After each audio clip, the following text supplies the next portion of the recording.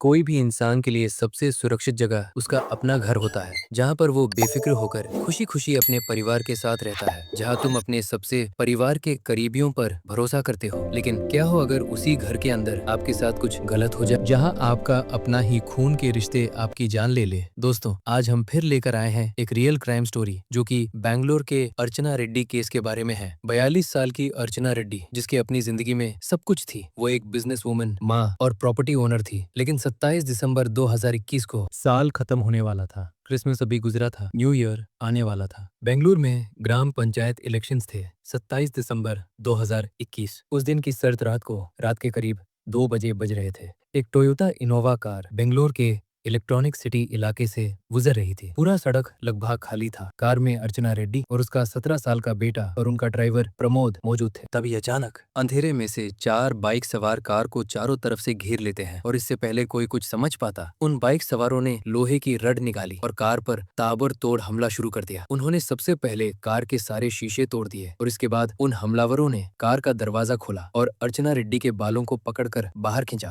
उन्होंने सबसे पहले अर्चना को जमीन पर गिराया और उसे लोहे की रड से पीटना शुरू कर दिया। ये सभी देखकर कार में बैठा अर्चना का 17 साल का बेटा और उसका ड्राइवर दोनों बुरी तरह से डर गए। फिर दोनों को समझ में नहीं आ रहा था कि अभी क्या करें। फिर दोनों को जैसा ही मौका मिला, कार से निकले और अपनी जान बचाने के लिए भागे। दोनों भागते भागते सीधे नजदीक के इलेक्ट्रॉनिक सिटी पुलिस स्टेशन पहुंचे और पुलिस को इस हमले की जानकारी। पुलिस की एक टीम फटाफट मौके पर पहुंच गई, लेकिन तब तक बहुत देर हो चुकी थी। वो चारों बाइक सवार वाले काले धुएं की तरह गायब हो चुके थे। सड़क पर बस अर्चना रेड्डी पड़ी थी, पूरी तरह लहूलुहान, खून से तरबतर, और सांसें थम चुकी थी और उसकी आंखें खुली हुई, जिसे कुछ देख रही हो जो कोई और नहीं देख सकता। पुलिस ने तुरंत एम्बुलेंस में अर्चना को नजदीकी हॉस्पिटल लेकर गए। डॉक्टरों ने जल्दी जल्दी नब्ज जांच की, लेकिन तब तक बहुत देर हो चुकी थी। डॉक्टरों ने अर्चना रेड्डी को मृत घोषित कर दिया। लेकिन हैरानी वाली बात ये थी कि बैंगलोर जैसे शहर में रात के 2 बजे सड़क पर एक महिला की इस तरह बेरहमी से हत्या कर देना, ये कोई छोटी बात नहीं थी। लेकिन अब पुलिस के सामने ढेर सारे सवाल खड़े हो गए कि ये अर्चना रेड्डी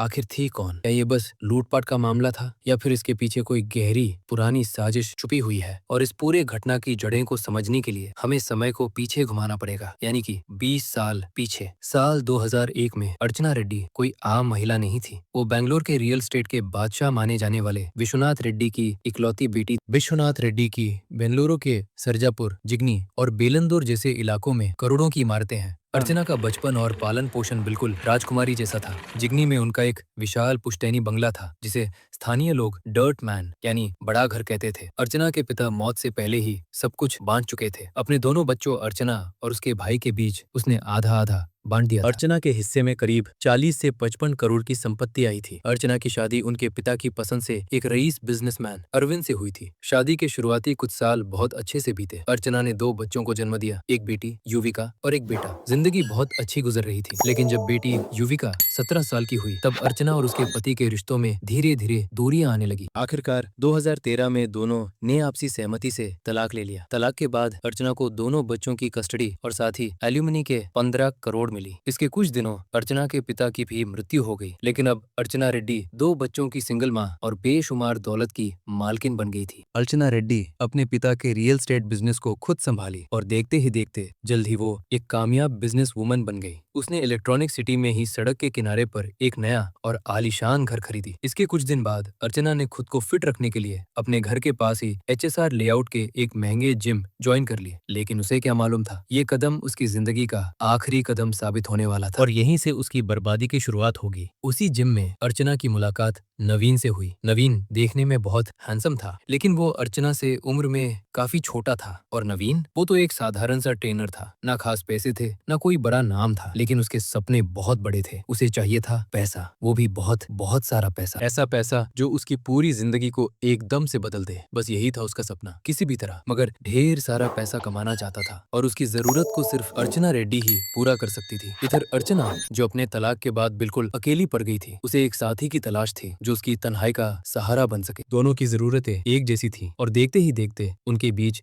गहरी दोस्ती हो गई। अर्चना अब रोज जिम जाया करती थी। नवीन उसे स्पेशल ट्रेनिंग देता। अरे मैम, आज आप अच्छा कर रही हो, थोड़ा और जोर लगाओ, देखो कितना फर्क पड़ता है। फिर धीरे धीरे हाथ कंधे पर, कमर पर, और फिर नजरें मिलने लगी। अर्चना नवीन की महंगे गिफ्ट्स, लाखों की पॉकेट मनी, नई बाइक, घड़ी, कपड़े, मतलब सब कुछ देती। देखते ही देखते दोनों के बीच शारीरिक संबंध भी बनने लग गए। लेकिन 2017 का वो साल जब अचानक से अर्चना ने नवीन से शादी करने का फैसला कर लेती है। अर्चना के सब घर वाले समझते हैं कि उम्र का फर्क और लड़का का बैकग्राउंड देखो, कुछ भी मेल नहीं खाता है। लेकिन अर्चना कहाँ कुछ समझने वाली थी, वो तो नवीन की प्यार में पागल हो गई थी। एक छोटा सा मंदिर में नवीन और अर्चना शादी कर लेते हैं और इस तरह नवीन आधिकारिक तौर पर अर्चना का दूसरा पति बनकर उनके जिगनी वाले बंगले में रहने आ गया। अर्चना के दोनों बच्चे युविका और उसका बेटा भी उनके साथ ही रहते थे। शुरुआत में तो सब कुछ सही चल रहा था। नवीन अब अर्चना के रियल एस्टेट के बिजनेस में भी पूरा हाथ बटा रहा था। नवीन अब अर्चना के साथ हर वक्त रहता, सुबह से शाम तक साथ मीटिंग्स में जाता, क्लाइंट्स से बात करता, पेपर देखता,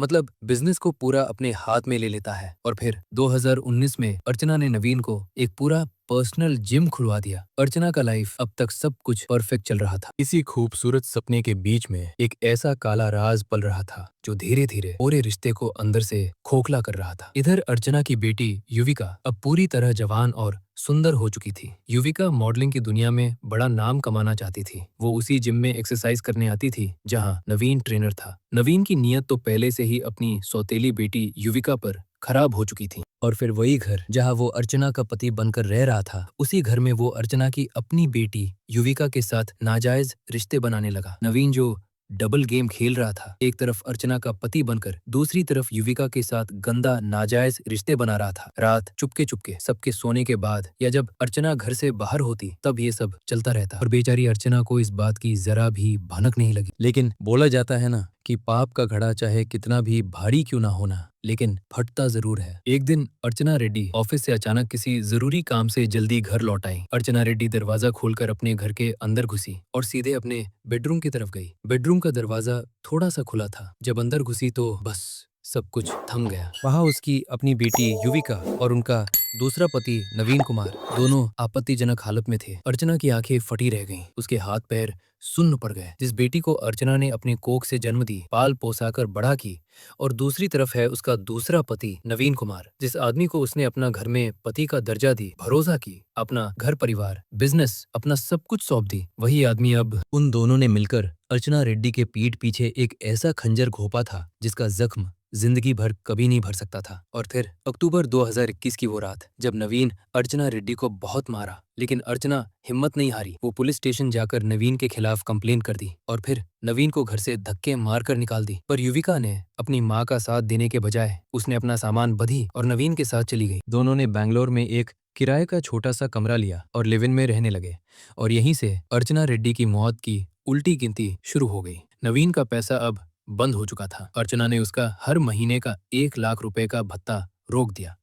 इस तरह से नवीन और युविका जो अर्चना की दौलत पर ऐश कर रहे थे, सब कुछ बंद हो गया था। लेकिन नवीन पता था कि अर्चना के पास 55 करोड़ की प्रॉपर्टी है। अगर अर्चना जिंदा रही तो वो या युविका को एक फूटी कौड़ी भी नहीं मिलेगी। नवीन युविका को धीरे धीरे भड़काना शुरू कर देता है। तेरी माँ तेरी दुश्मन है, उसने मुझे तुझसे अलग करने की कोशिश की, पुलिस केस की, अगर वो जिंदा नहीं रहेगी तो सारी जायदाद तेरी हो जाएगी, हम दोनों शादी कर लेंगे, तो अपनी मॉडलिंग का सपना पूरा कर लेगी, बस एक बार रास्ता साफ हो जाए। लेकिन युविका का दिमाग मानो पूरी तरह से खराब हो चुका था। युविका ने अपनी माँ का वो पूरा प्यार, ममता, सब कुछ भुला करके नवीन के साजिश में शामिल हो गई। नवीन ने इस खौफनाक साजिश को अंजाम देने के लिए उसने जिम ट्रेनर संतोष और 2-3 लड़कों को प्लान में शामिल कर लिया। उन लोगों का प्लान ये था कि अर्चना की हत्या को ऐसा दिखाएंगे जैसे कोई रोड रेस हुआ हो या लूटपाट में मार डाला है, ताकि किसी को भी नवीन या युविका पर शक न आए। नवीन और युविका को पता था कि अर्चना देर रात तक ऑफिस में रहती है और कभी कभी रात में लॉन्ग ड्राइव पर निकल जाती है, इसलिए इस घटना को अंजाम देने के लिए रात के टाइम को चुना। और फिर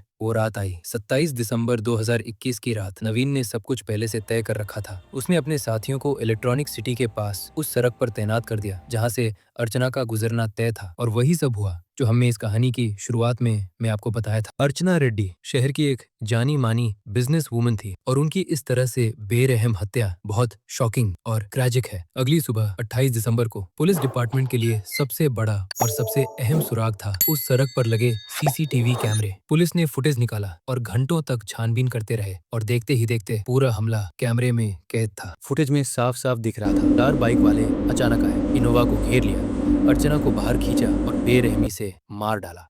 सबने हेलमेट पहने हुए थे, चेहरा छुपा रखा था ताकि कोई पहचान न सके। पुलिस वाले एक एक फ्रेम को बारीकी से देख रहे थे और तभी उन्हें वो सुराग मिला जिसका उन्हें इंतजार इंतजार था। वारदात को अंजाम देकर भागते समय एक बाइक सवार ने कुछ पलों के लिए अपना हेलमेट हटाया और उसका चेहरा कैमरे में कैद हो गया। वो कोई और नहीं था बल्कि वो तो नवीन के जिम का ही ट्रेनर संतोष था। पुलिस ने तुरंत उसकी तस्वीर निकाली और अर्चना के बेटे और ड्राइवर को दिखाई। दोनों ने जैसे ही फोटो देखी एकदम बोल पड़े, ये तो संतोष है। पुलिस वालों का शक की सुई अब किसी बाहरी दुश्मन से हटकर घर के ही एक सदस्य अर्चना के दूसरे पति नवीन कुमार पर आ टिकी थी। पुलिस ने बिना एक पल गवाए संतोष को हिरासत में ले लिया। जब उसे सख्ती से पूछताछ की गई तो वो टूट गया। इसके अलावा पुलिस को सबसे बड़ा सुराग मिला कॉल डाटा रिकॉर्ड्स CDR से। वारदात की रात यानी 27 दिसंबर की आधी रात को नवीन कुमार के फोन से दर्जनों कॉल किए गए थे, लेकिन हैरानी वाली बात ये थी कि नवीन उस समय बेंगलुरु के बाहरी इलाके में था, लेकिन उसके फोन की लोकेशन और शूटरों की लोकेशन एक दूसरे से तालमेल खा रही थी। इसके बाद पुलिस वाले ने जब युविका को पूछताछ के लिए पुलिस स्टेशन बुलाया तो उसकी आंखों में कोई डर और पछतावा नहीं थी, लेकिन इधर बेचारा बेटा का रो रो कर बुरा हाल था। लेकिन युविका अपने बयान में जो बोली वो सुनकर पुलिस वाले के होश उड़ गए। युविका बोली, मेरी माँ ने मुझसे मेरा प्यार छीनने की कोशिश की थी, इसलिए मैं उनसे बदला ली। फिर पुलिस ने नवीन के पास से अर्चना का गायब मोबाइल और साथ ही खून से सने कपड़े और वो लंबी नाइफ हथियार जो होसूर रोड के पास एक नाले में फेंके गए थे सब बर्बाद कर लिया गया। फॉरेंसिक टीम ने हथियारों पर लगा खून अर्चना के DNA से मैच करवाया तो DNA पूरी तरह से मैच हो गई। बेंगलुरु पुलिस ने 500 से ज्यादा पन्नों की चार्जशीट दाखिल कर दी। इसमें CCTV फुटेज, चश्मदीद गवाह अर्चना का ड्राइवर प्रमोद और उसका बेटा, फॉरेंसिक रिपोर्ट, रिकवर किए गए डिजिटल चैट्स जिसमें साजिश की पूरी बातचीत थी। प्रोसिक्यूशन ने कोर्ट में साफ कहा, ये कोई साधारण हत्या नहीं, कोल्ड ब्लडेड मर्डर था, सिर्फ संपत्ति और हवस की खातिर किया गया। नवीन कुमार, युविका और उनके 5 साथियों पर हत्या का केस IPC की धारा 302 और बाकी गंभीर धाराएं लगी। सभी लोगों को गिरफ्तार करके परप्पना अग्रहारा सेंट्रल जेल बेंगलुरु में बंद है। अर्चना का बेटा, वो तो आज भी उस रात के सदमे से बाहर नहीं निकल पाया। अपनी आंखों के सामने माँ का कत्ल होते देखा, वो दर्द आज भी उसके सीने में चुभता है। वो अब माँ के बिजनेस और प्रॉपर्टी को संभाल रहा है, लेकिन उसकी आंखों में अपनी सगी बहन के लिए सिर्फ नफरत है। जेल के सूत्रों के अनुसार युविका को पहले अपनी माँ की मौत का जरा भी गम नहीं था, लेकिन जब उसे मालूम हुआ कि नवीन ने उसे बस एक सीढ़ी की तरह इस्तेमाल किया, पहले प्यार का नाटक, फिर जायदाद के लिए इस्तेमाल और अब खुद को बचाने के लिए उसे ही दोषी ठहरा रहा है, तब उसकी हिम्मत टूटने लगी। लेकिन क्या फायदा, अब तो बहुत देर हो चुकी है। इससे साफ साफ पता चलता है कि नवीन का वो